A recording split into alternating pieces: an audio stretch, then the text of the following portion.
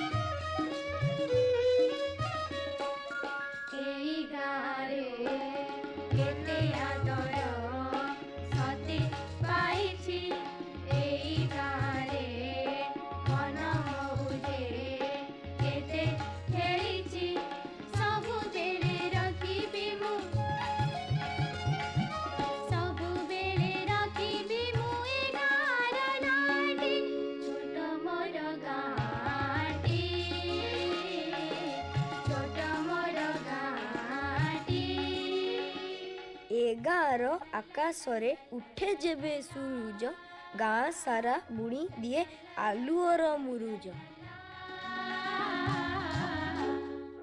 गछ डाले काऊ बसी करे का का, कुकुड़ा भी डाक दिए उठ उठ छुआ। काम सबु शुरू हुए शुभे जेबे काकली, दूर मंदिर रु बाजे शंख घंटा काहाली। गाँ सारा बाहरिले जेजाहार कामरे, मुंडियाटे मारी देई ठाकुरंक नामरे। चासी भाई हल धरी बाहर ए काम को, आनंदरे गाई जाए घोषिथिबा गीत को। राम संगे सीता गले हो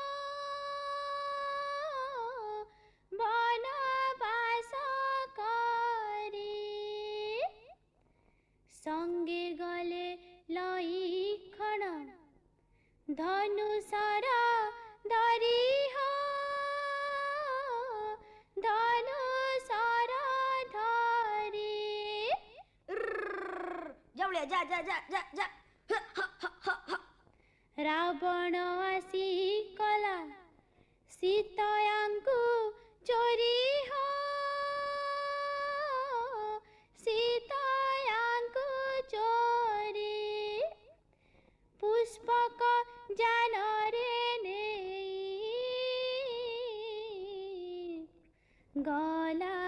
ଲଙ୍କା ପୁରୀ। ଯାଉଳିଆ ଯା ଯା ଯା ଯା ଯା ଯାଉଳିଆ ଯା ଯା। କୋଳାହଳ ଶୁଣାଯାଏ ଗାଁ ଚାଟଶାଳୀରେ। ଅବଧାନୀ ବସିଛନ୍ତି ବେତ ଧରି ହାତରେ। ଅ ଆ ଲେଖେ କିଏ ତାର ସିଲଟରେ। ପଣିକିଆ ଘୋଷେ କିଏ ବେତମାଡ଼ ଭୟରେ। ଦୁଇ କେ ଦୁଇ, ଦୁଇ ଦୁणे ଚାରି, ଦୁଇ ତିରି ଛଅ, ଦୁଇ ଚଉ ଆଠେ, ଦୁଇ ପଞ୍ଚା ଏକରେ ଶୂନ ଦଶ, ଦୁଇ ଶହ ଏକରେ ଦୁଇ ବାର, ଦୁଇ ସତା ଏକରେ ଚାରି ଚଉଦ, ଦୁଇ ଅଷ୍ଟା ଏକରେ ଛଅ ଷୋହଳ, ଦୁଇ ନୂଆ ଏକରେ ଆଠ ଅଠର, ଦୁଇ ଦଶା ଦୁଇରେ ଶୂନ କୋଡ଼ିଏ। ଗଛ ଲଗାଅ, ଗଛ ଲଗାଅ, ଫଳ ଖାଅ, ଫଳ ଖାଅ, ଗଛର ଉପକାର ଭୁଲି ନ ଯାଅ। ଗଛର ଉପକାର ଭୁଲି ନ ଯାଅ। ଗଛ ଥିଲେ ବର୍ଷା ହୁଏ, ଗଛ ଥିଲେ ବର୍ଷା ହୁଏ, ଗଛ ନଥିଲେ ମରୁଡ଼ି ହୁଏ। ଗଛ ନଥିଲେ ମରୁଡ଼ି ହୁଏ।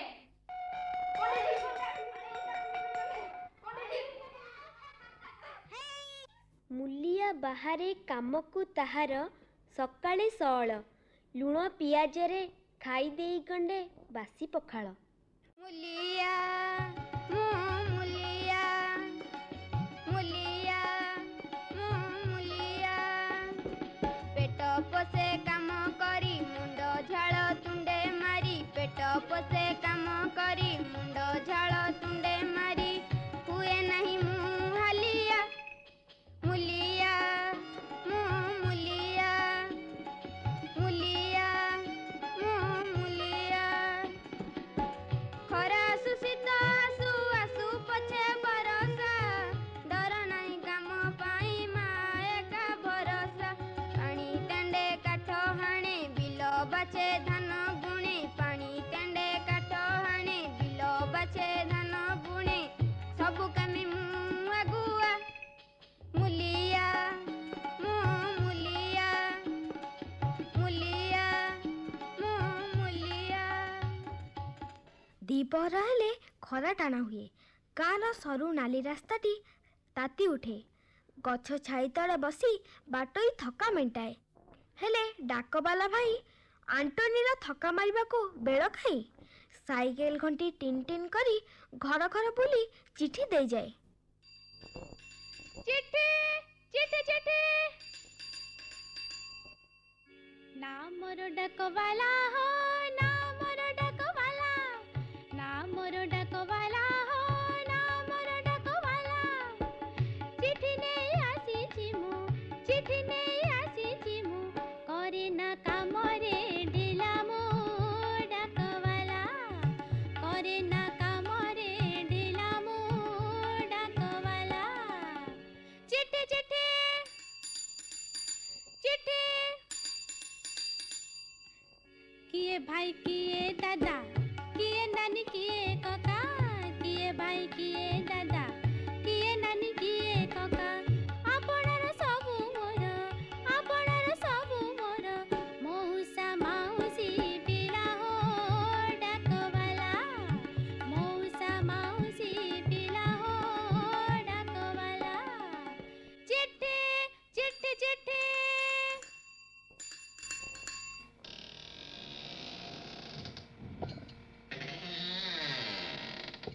ଢିଙ୍କି କୁଟା ଶୁଣାଯାଏ ହେଲେ ଖରା ବେଳ, ପିଠା ଖଜା ବାସନାରେ ଗଡ଼ିଯାଏ ଲାଳ।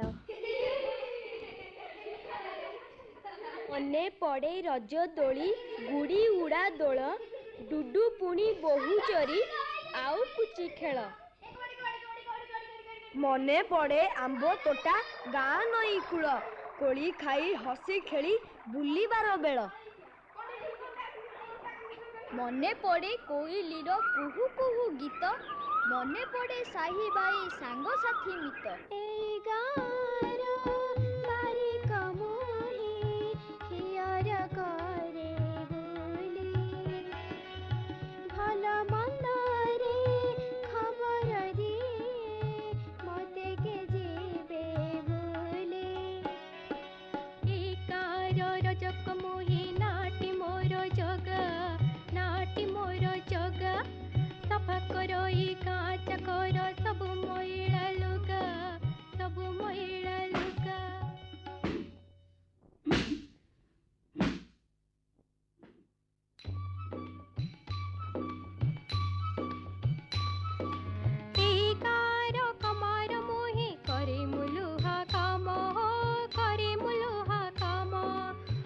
कुऱ्हाडी लंगळ मुन गढी मुनिती दिन हो गढी मुनिती दिन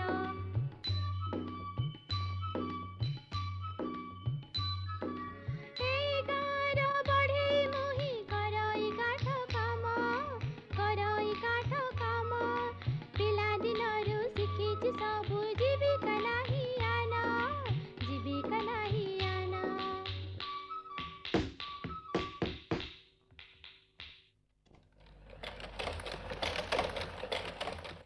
ଆଉ ମୁଁ କିଏ ଚିହ୍ନିଛ? ମୋ କାମ କ'ଣ ଜାଣିଛ? ଅରଟ ବୁଲାଇ ସୂତା କାଟୁଛି ତନ୍ତ ଚଳାଇ ମୁଁ ଲୁଗା ବୁଣୁଛି ଯେତିକି ପାରୁଛି ମୁଁ ଏ କାର ସେବା କରୁଛି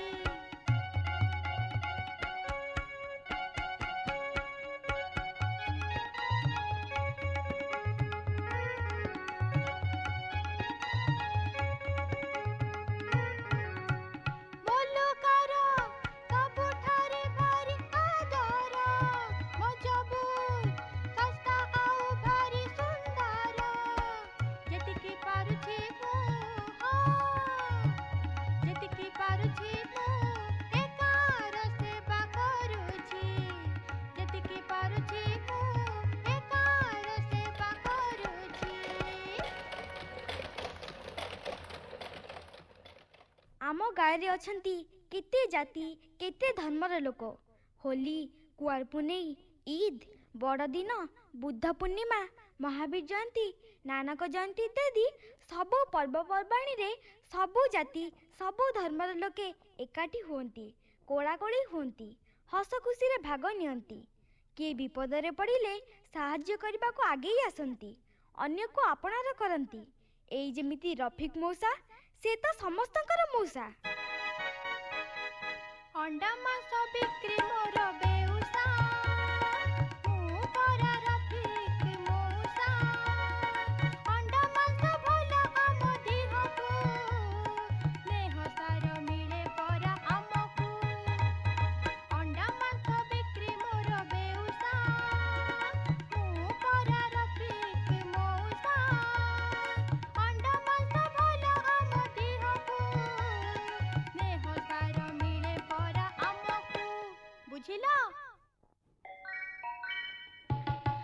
ଏଇ ଗାଁର ପୁଅରେ ଆମେ ଏଇଠି ଆମ ଘର ଏଇଠି ଆମ ଘର ଏଇ ଗାଁର ସେବାରେ ଆମେ ଲାଗିଛୁ ନିରନ୍ତର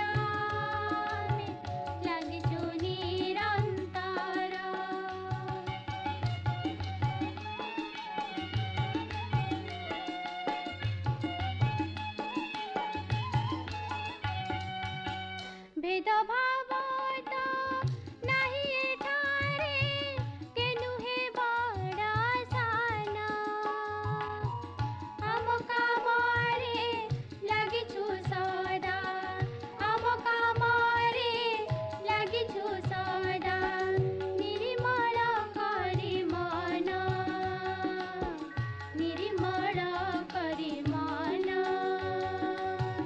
ନିର୍ମଳ କରି ମନ ସଞ୍ଜ ନଇଁ ଆସେ ଦିନଯାକର ଖଟଣି ପରେ ଲୋକେ ଫେରି ଆସନ୍ତି ଘରକୁ ପକ୍ଷୀମାନେ ଫେରି ଆସନ୍ତି ବସାକୁ ଧୂଳି ଉଡ଼ାଇ ଫେରି ଆସେ ଗାଈ ଗୋଠ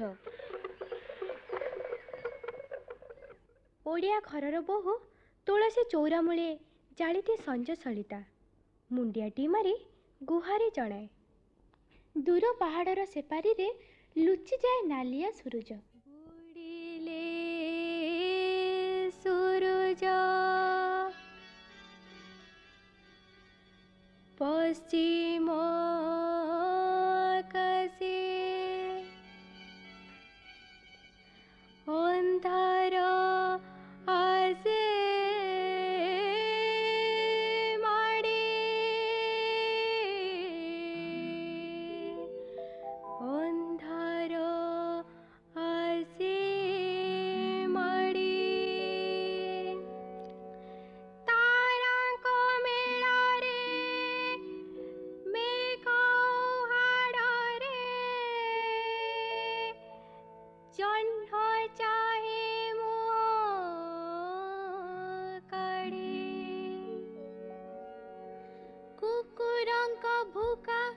ঝিঙ্কারি শব্দ ধীরে ধীরে যায় বঢ়ি মার কোଳରେ অমানিয়া পিলা রহি রহি ছাড়ে রানী রহি রহি ছাড়ে রানী।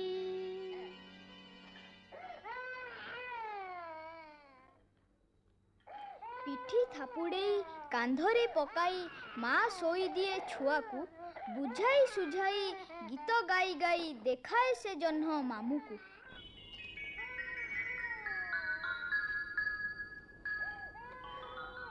হা জহ্ন মামু শরদ শশী মো কাহ্নু হাতরে পড়রে খসি ধরে বাইয়া ধো যেউ কিয়ারি রে গহଳ মাଣ୍ଡିଆ ସେଇ କିଆରି ରେ ସୋ। ପ୍ରତ୍ୟେକ ଓଡ଼ିଆ ଘରେ ଜଗନ୍ନାଥ ଦାସଙ୍କ ଭାଗବତର ପୂଜା। ଓଡ଼ିଶାର ପ୍ରତ୍ୟେକ ଗାଁରେ ଭାଗବତ ଟୁଙ୍ଗି। ରାତି ହେଲେ ଭାଗବତ ଟୁଙ୍ଗିରେ ଆରମ୍ଭ ହୋଇଯାଏ ପୁରାଣ ପାଠ, ପୁରାଣ ଚର୍ଚ୍ଚା ଏବଂ ଖଞ୍ଜଣି ମାଡ଼। କି ଧନୀ, କି ଦରିଦ୍ର, କି ବୁଢ଼ା, କି ବୁଢ଼ୀ ସମସ୍ତେ ଏକାଠି ବସି ପୁରାଣ ଶୁଣନ୍ତି। ଶୁଣ ପରୀକ୍ଷ ନରନାଥ କୃଷ୍ଣ ଚରିତ ଭାଗବତ, କର୍ମ ତୋହର ନିଜ ଗୁରୁ ଉଦ୍ଧବ କେତେ ତୁ ପଚାରୁ, ଯାହାକୁ ରଖିବେ ଅନନ୍ତ କି କରିପାରେ ବଳବନ୍ତ।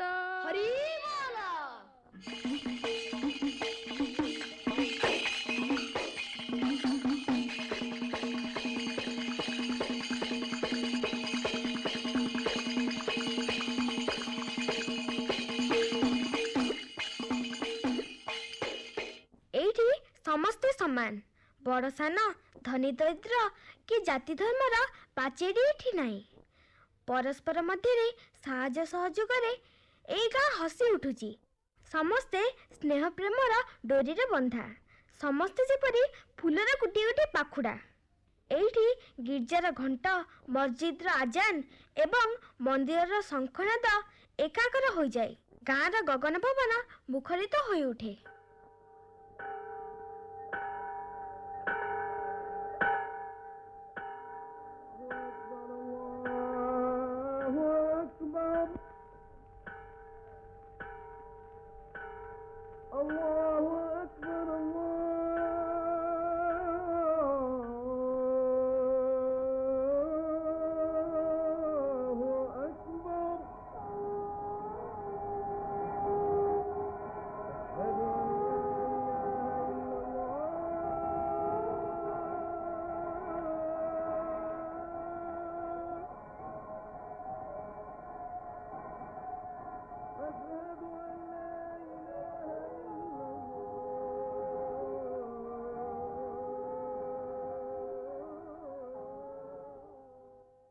ରାତି ବଢ଼େ, ଚାରିଆଡ଼େ ଅନ୍ଧାର ମାଡ଼ିଯାଏ, ନୀରବତା ଖେଳିଯାଏ।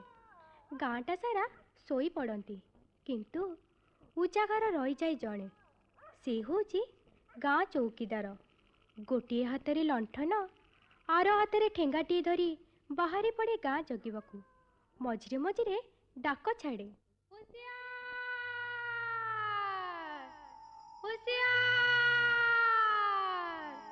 ଏ ଗାଁରେ ଘର ମୋର ସାଧୁ ଜନେ, ଏ ଗାଁରେ ଘର ମୋର ସବ ଜନେ, ନା ମୋର ବୀର ପର। କାମ କରି ମୁହିଁ ଚୌକିଦାର, କାମ କରି ମୁହିଁ ଚୌକିଦାର। ରାତି ଜଗି ଧରେ ଚୋର, ସବ ଜନେ ରାତି ଜଗି ଧରେ ଚୋର।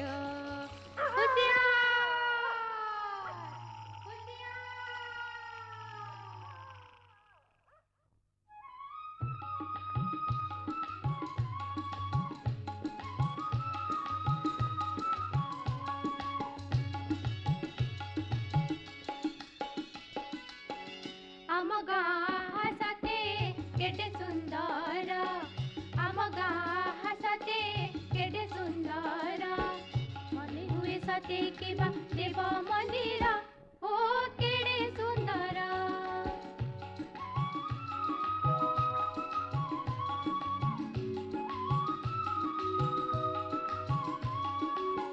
ମିଳେ କେତେ ସହଯୋଗ ସ୍ନେହ ଆଦର, ଉଚ୍ଚ ନିଚ ଭେଦ ଭାବ ନାହିଁ ବିଚାର। ଟେକ ଆମେ ରଖିବୁ ରେ, ଟେକ ଆମେ ରଖିବୁ ରେ ଆମ ଗାଁର ଓ କେଡ଼େ ସୁନ୍ଦର। ଆମ ଗାଁ ହାସତେ କେଡ଼େ ସୁନ୍ଦର, ଆମ ଗାଁ ହାସତେ କେଡ଼େ ସୁନ୍ଦର, କେଡ଼େ ସୁନ୍ଦର, କେଡ଼େ ସୁନ୍ଦର। ଶୁଣିଲ ପିଲାଏ ସଙ୍ଗୀତ ରୂପକ ଆମେ ଗୋଟିଏ ଫୁଲର ପାଖୁଡ଼ା।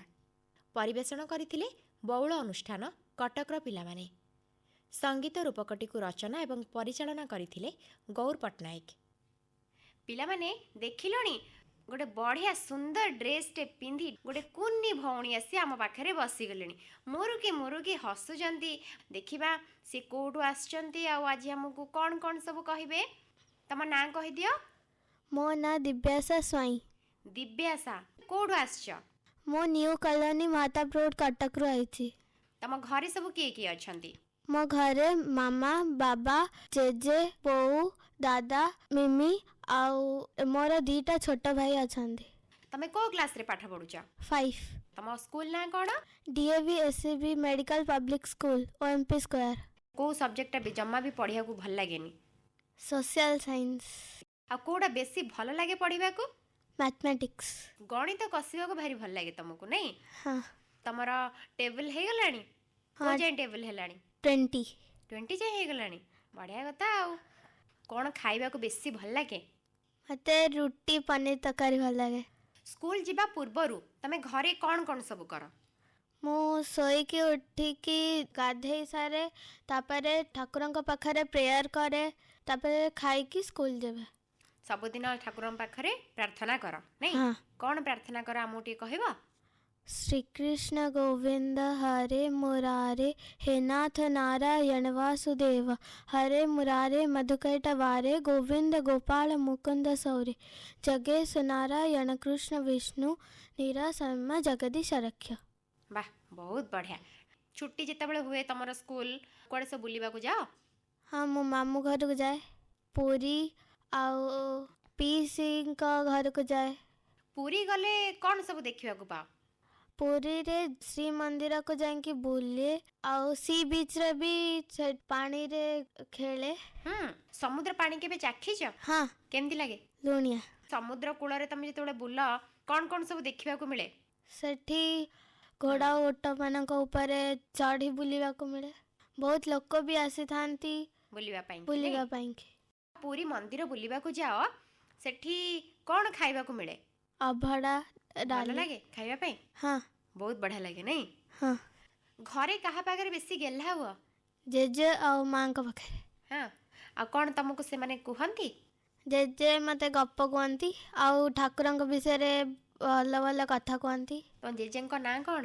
କୁଳମଣି ସ୍ୱାଇଁ। ଆଉ ଜେଜେମାଙ୍କ ନାଁ? ସ୍ୱର୍ଣ୍ଣଲତା ସ୍ୱାଇଁ।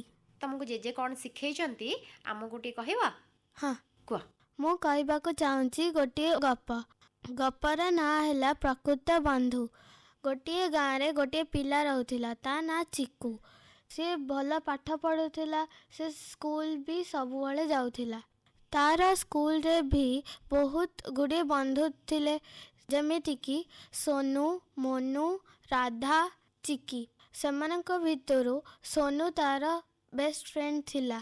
ଥରେ ଚିକୁକୁ ଭୀଷଣ ଜ୍ୱର ହେଲା। ସେ ସ୍କୁଲ ଯାଇପାରିଲାନି। ଯେତେ ଔଷଧ ଦେଲେ ମଧ୍ୟ ତାର ଦେହ ଭଲ ହେଲା ନାହିଁ। ତାପରେ ସେ ପାଠ ପଢ଼ିବାରେ ବି ତାର ମନ ଲାଗିଲାନି। ଦିନେ ସେ ତା ଝରକା ଆଗରେ ଠିଆ ହୋଇ ଦେଖୁଥିଲା। ସେତେବେଳେ ରାସ୍ତାରେ ଗୋଟିଏ ମାଙ୍କଡ଼ ସାଇକେଲ ଚଲେଇ ଯାଉଥିଲା। ସିଏ ତାକୁ ଦେଖି ଆଶ୍ଚର୍ଯ୍ୟ ହୋଇପଡ଼ିଲା।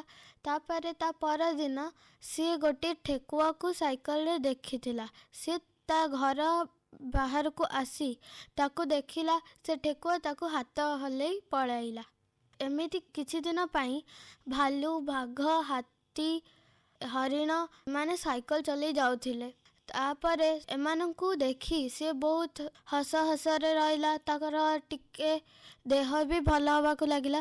ସିଏ ସୁସ୍ଥ ହେଇଗଲା। ତାପରେ ସେ ସ୍କୁଲ ଯିବାକୁ ଲାଗିଲା।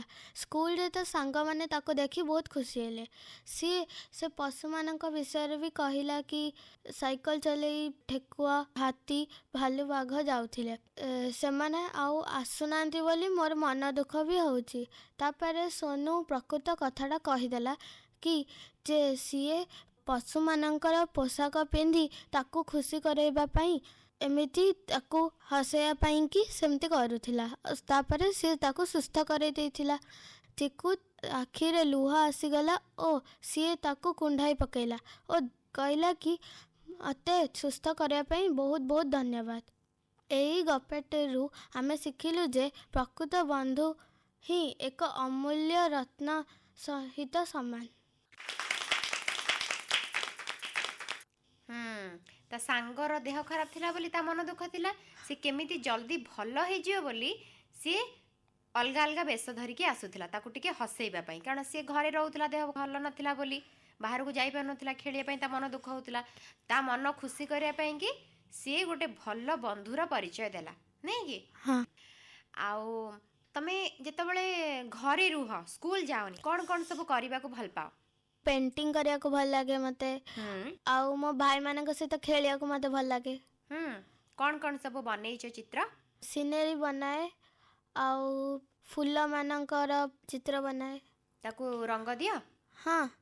କେଉଁ ରଙ୍ଗଟା ତମକୁ ବେଶୀ ଭଲ ଲାଗେ? ଗୋଲାପୀ ରଙ୍ଗ। ଆଉ ଆଜି ବି ଟିକେ ପିନ୍ଧିକି ଆସିଛ ଟିକେ ଗୋଲାପୀ ନାଲି ମିଶାମିଶି। ହଁ। ତମେ ବଡ଼ ହେଲେ କ'ଣ ହବ? ମୁଁ IPS ଅଫିସର ହେବି। ଆରେ ବାଃ, ତା ପାଇଁ କି ଭଲ ପଢ଼ାପଢ଼ି କରିବ ହଁ। ହେଲା। ବାପା ମାଙ୍କ କଥା ମାନିବ। ପ୍ରଥମେ ଆଗ ଗୋଟେ ଭଲ ମଣିଷ ହବ, ପାଠ ପଢ଼ିବ, ଭଲ ମଣିଷଟିଏ ହବ। ହଁ। ହଉ ଦିବ୍ୟାସା, ତମ ସହିତ କଥା ହେଇକି ଭଲ ଲାଗିଲା। ତମେ ବଢ଼ିଆ ଗୋଟେ ଗପ ଆମକୁ କହିଲ। ତମେ ଯାହା ଆଶା ରଖିଛ ଭଗବାନ ତମର ନିଶ୍ଚୟ ପୂରଣ କରିବେ। ତମକୁ ବହୁତ ବହୁତ ଧନ୍ୟବାଦ। Thank you. ହଉ ପିଲାମାନେ, ଆଜି ପାଇଁ ଶିଶୁ ସଂସାର ଏତିକି। ହେଲେ ପୁଣି ଅପେକ୍ଷା କରିଥିବ ଆଗାମୀ ରବିବାରକୁ।